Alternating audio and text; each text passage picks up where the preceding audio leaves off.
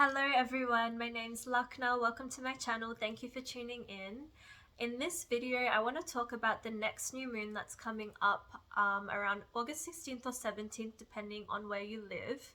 So this month there is so many very important events going on that I want to talk about. So yeah, let's start off with this new moon because I feel that this is the next pivotal point in our journey this month, following this powerful Lionsgate energy that is just bringing through this solar light energy that is so strong and wanting us to accelerate our growth and really just evolve and be liberated. And this new moon is the chance for us to really start a fresh new chapter in a higher vibrational timeline and really take on those energies from that Lionsgate portal and also integrate the energies from the previous full moon, which was in Shravana. So these energies to do with connection and understanding that everything in our life is connected, making sure all the connections in our life are really divinely aligned, and we are, like setting boundaries and letting go of the connections that do not align, and also making sure that we're really listening and paying attention and hearing the sacred sounds of life and everything that we hear and take on. So it's time to integrate all of those things, but it's especially time to think about the energies of Cancer and Ashlesha. So I have lots of notes that I want to talk about. I'll try and keep it as concise as possible, but there's just so many different insights that have come through. So firstly, this new moon's happening at 29 degrees of Ashlesha, which is the Gandanta point, and this is like known in Vedic astrology. It's the karmic knot that I've spoken a bit about in my other videos. This karmic knot that wants to untie and release. And yeah, it's just a very powerful time for us to really release old karmas and attachments that are keeping us in loops. It's time to untie and release those loops and really like free our souls. So Venus is also retrograding right now in Ashlesha, so we have been experiencing this energy of really trying to release karmic attachments to do with love and relationships. So if any emotions arise within you or you're being triggered by things in this time, maybe these things are arising to help you release some karmic loops and attachments that are keeping you tied and held back in your life. So really pay attention to whatever's coming up. It's coming up for you to really feel and heal and to accept and embrace within you, so then you can then release it.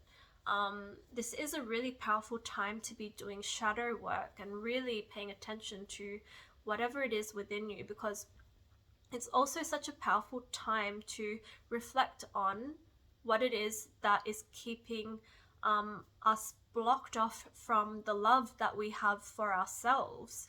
And those are also karmic loops that keep us in keeps us separated from love, and love is the highest vibration of all.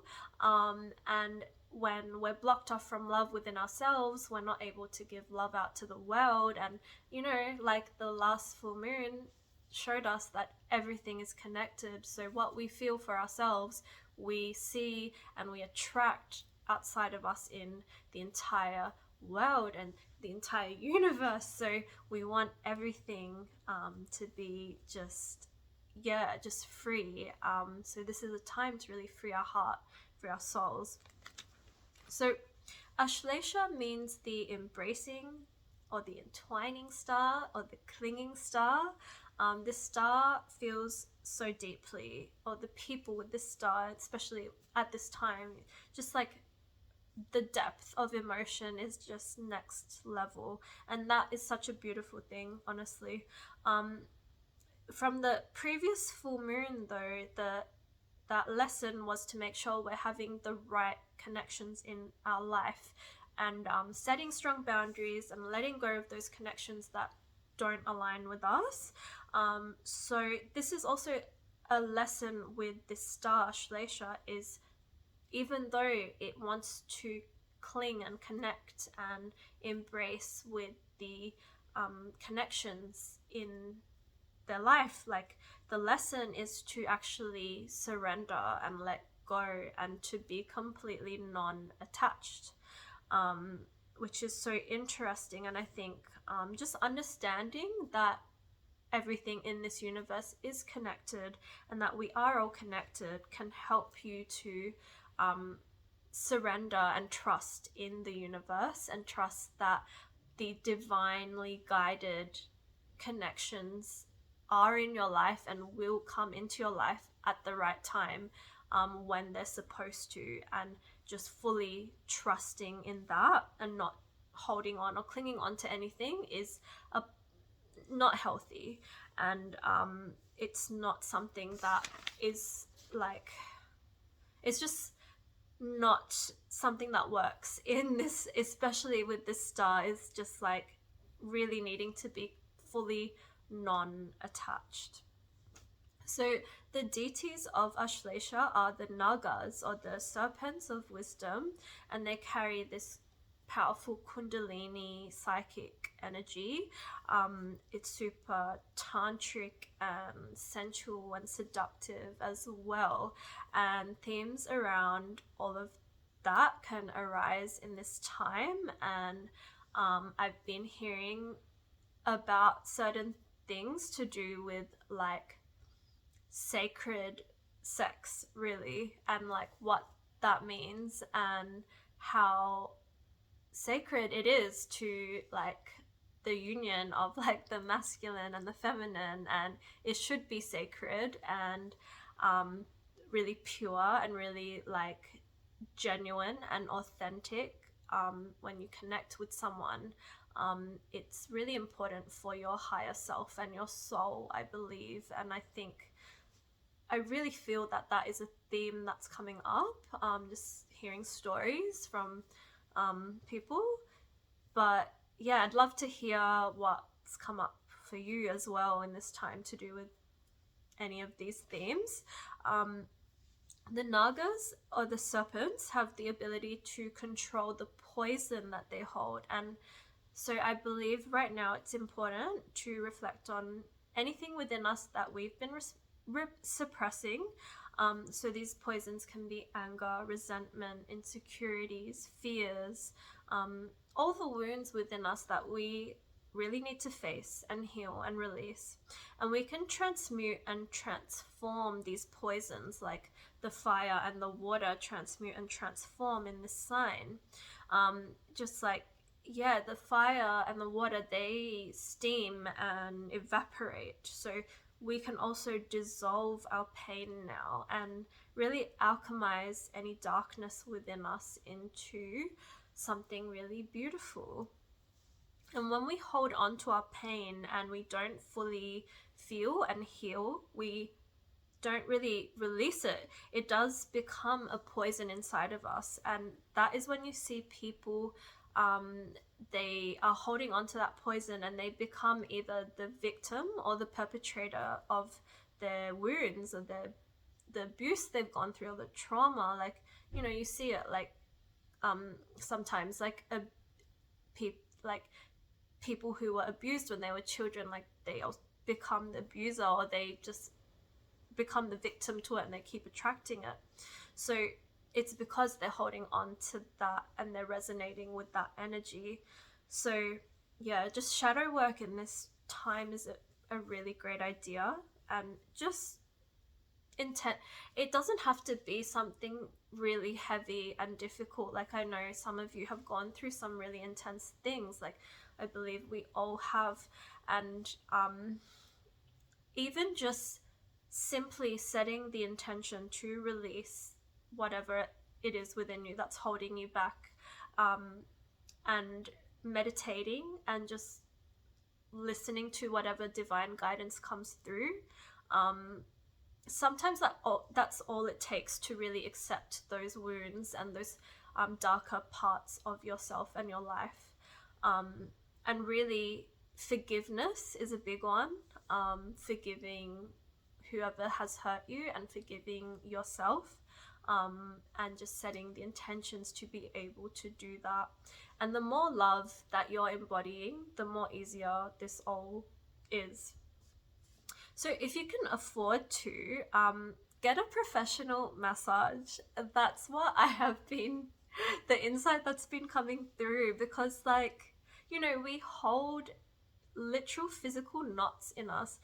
If you can get like a deep tissue massage to help you clear those knots, and the tension that we're holding in our bodies, like really, really stretch and do yoga and like breath work, dance, any sort of movement really is going to help.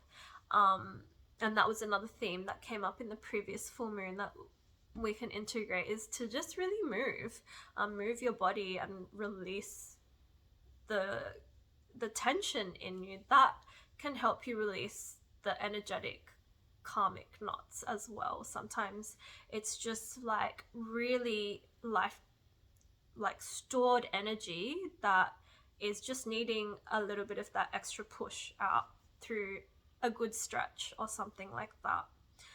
Also, detoxing and fasting is so powerful, especially in this time. The more like clear your vessel is, it's able to really digest like other past emotions and stored things within you.